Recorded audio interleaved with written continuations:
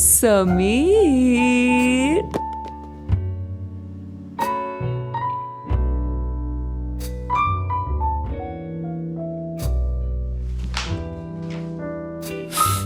ये क्या हुलिया बना रखा है अपना? हद है वैसे समीर, मैं इतने प्यार से बुला रही हूँ और तुम हो के तुम्हें तो मेरी बिल्कुल भी फिक्र नहीं है। ये इतने महंगे कपड़े खरीदे मैंने सिर्फ तुम्हारे लिए। इंसान तारीफ ही कर देता है, लेकिन नहीं। ये कौन सी बातें लेकर बैठ गई हो रात के इस पहर? जानती हो ना घर में सब परेशान है, बाबा अम्मी, किसी को भी नींद नहीं आ रही और तुम इस तरह की बातें कर रही हो। बस चुप हो जाओ समीर, इस तरह की बातें करके मुझे गुस्सा मत दिलाओ। अगर वो लोग परेशान है तो हम क्या करें? अब उनके बारे में सोचना छोड़ दो। अच्छा ठीक है। अच्छा ठीक है, अब नाराज मत हो, मेरी बात सुनो। मैं वापस जा रही हूँ और दोबारा उसी तरह आऊंगी, समझ गए? हाँ ठीक है। सब समझ गए हो ना? हाँ समझ गया हूँ। क्या बात है, बस डटे रहना तुम। मैं अभी आती हूँ, मैं आ रही हूँ। हाँ आ जाओ आ जाओ। समीर। हाँ मेरी बिल्ली। ये रोमांस में बिल्ली कहाँ से आ गई? इन कपड़ों में बहुत गर्मी लग रही है। रुको मैं एसी ऑन कर देता हूँ। तुम्हें किसी भी बात की समझ क्यों नहीं आती समीर? अच्छा ठीक है, अब यहाँ बैठ जाओ। बैठो, शाबाश। समीर, कुछ ही दिनों में करीम की शादी हो जाएगी और फिर आयशा इस घर में आ जाएगी। अगर हमसे पहले उनका बच्चा हो गया तो क्या होगा, सोचा है तुमने? आयशा की मुझसे ज्यादा अहमियत हो जाएगी इस घर में। हुलिया किस तरह की बातें कर रही हो? समीर चुप करके मेरी बात सुनो। मैं नहीं चाहती कि इस घर में नई आने वाली लड़की की इम्पोर्टेंस मुझसे ज्यादा हो। मैं इस घर की बड़ी बहू और बच्चा भी पहले मेरा ही होना चाहिए। लेकिन तुम्हारे इस दिमाग में तो कोई बात घुसती ही नहीं है ना? तुम समझ रहे हो ना मेरी बात? हाँ मैं समझ गया। क्या तुम सच में समझ गए हो? हाँ सच में। क्या बात है समीर, मेरा समझदार शौहर। हुलिया तुमने ये सब कहाँ से सीखा है? जरा मेरे मासूम शौहर की शराफत तो देखो। मेरे पास कुछ है, यहीं रुको।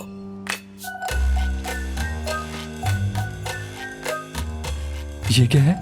ये एक बहुत ही स्पेशल दवाई है। बहुत मुश्किल से मैंने उस डॉक्टर को ढूंढा है जो ये बनाता है।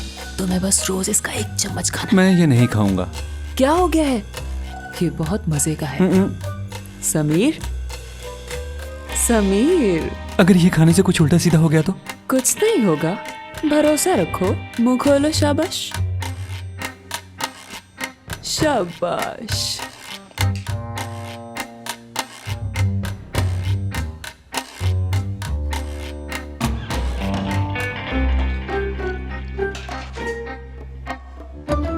मोहसिन अंकल को रजामंद करने के लिए आयशा के पास जरूर कोई अच्छा प्लान होगा। मुझे तो कुछ समझ नहीं आ रही उस लड़की ने ऐसा क्या कर दिया। मोहसिन तो बस सारा दिन आयशा के नाम की हिमालत जपते रहते हैं। अगर उसके खिलाफ कुछ कहो तो गुस्सा करने लग जाते हैं। वो मोहसिन को बेवकूफ बना सकती है, मुझे नहीं। लेकिन पता नहीं करीम को उसने किस तरह अपने जाल में फंसा लिया। मैंने बिलाल से बात की थी, सोचा इस मसले की हकीकत मालूम हो। वही जो इनके घर आया था उस दिन। क्या बात है निदा, तो बताओ तुमने उस लड़के को ढूंढा कैसे और उसने तुम्हें कुछ बताया? एक्चुअली आंटी उसने तो मुझे कुछ नहीं बताया। मैंने आयशा की बेस्ट फ्रेंड से भी राब्ता किया था, वो भी कुछ नहीं बोली। पर यकीनन वो कोई बात छुपा रही थी। आप फिक्र मत करें, जल्दी पता चल जाएगा।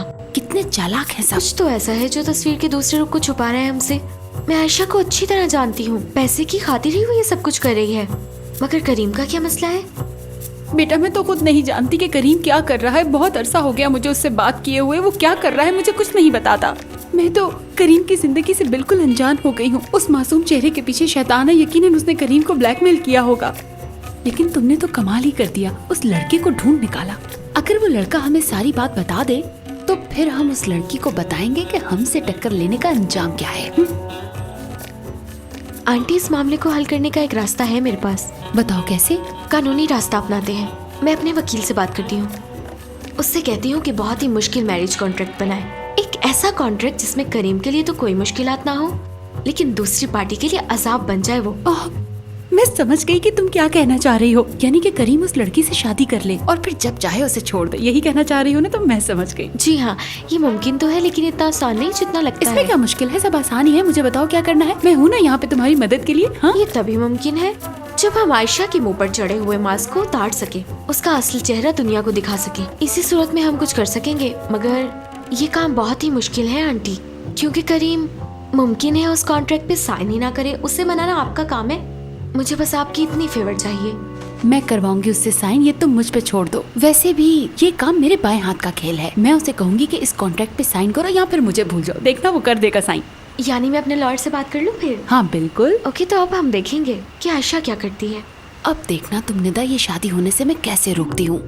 इंशाल्लाह।